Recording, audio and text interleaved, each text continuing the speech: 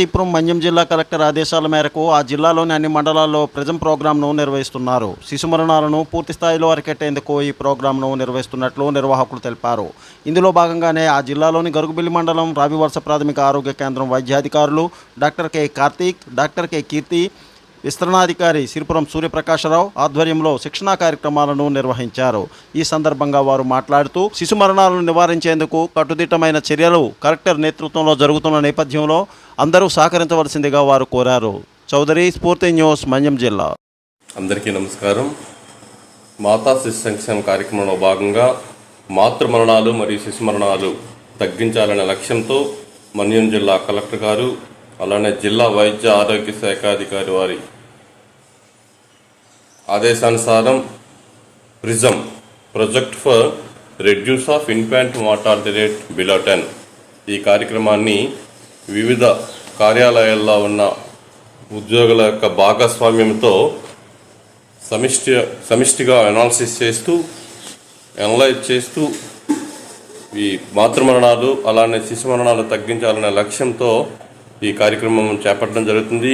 గ్రామ సచివాలయంలో ఉన్న సిబ్బంది, అడాప్షన్ ఆఫీసర్స్గా medical and health department, ICDS, self help groups అలానే వెలుగు సిబ్బంది యొక్క సహాయ సహకారాలు తీసుకుంటూ ఈ మాతృ మరణాలు మరియు శిశు మరణాలు తగ్గించడం యొక్క లక్ష్యంతో ఈ ప్రాజెక్ట్ అనేది పనిచేయడం జరుగుతుంది.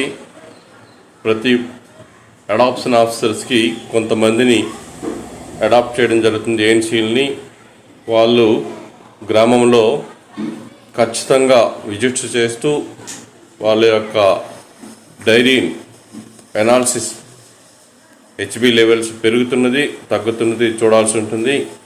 ఈ విధంగా చూస్తూ నివేదిక అనేది ప్రభుత్వానికి పంపించడం జరుగుతుంది. ముఖ్య లక్ష్యం ఏంటంటే శిశు మరణాలను బాగా తగ్గించడం, మాతృ మరణాలు లేకుండా చేయడం.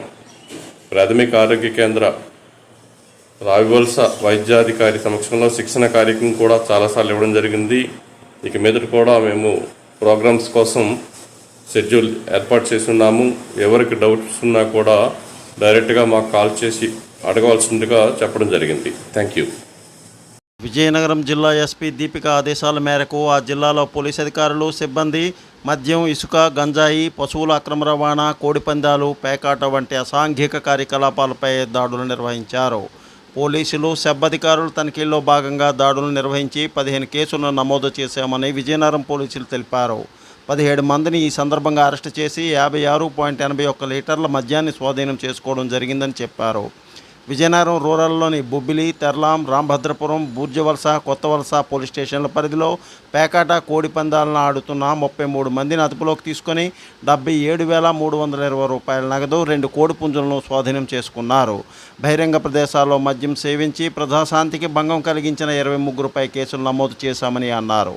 మద్యం సేవించి వాహనాలు నడిపిన 23 మందిపై కేసులు నమోదు చేయగా జిల్లా వ్యాప్తంగా పోలీసు అధికారులు వాహన తనిఖీలను చేపట్టారని పోలీసులు వివరించారు. ఎంవీ నిబంధనలు అతిక్రమించిన 422 మందిపైన కేసులు నమోదు చేసి 1,09,655 రూపాయలు ఈ చలానాలు విధించడం జరిగిందని చెప్పారు. జిల్లా ఎస్పీ దీపిక ఆదేశాలతోనే తమ పరిధిలోని పోలింగ్ కేంద్రాలు, సమస్యాత్మక గ్రామాలు సందర్శించి 2024 ఎన్నికల నేపథ్యంలో గ్రామాల్లో కేంద్ర బలగాలతో ఫ్లాగ్ మార్చ్ను నిర్వహించడం జరిగిందని, గ్రామాల్లో ఎటువంటి శాంతి భద్రతలకు సమస్యలు తలెత్తకుండా చర్యలు చేపట్టాలని విజయనగరం పోలీసులు పేర్కొన్నారు. స్ఫూర్తి news, Vizianagaram. Please like, share, subscribe our channel.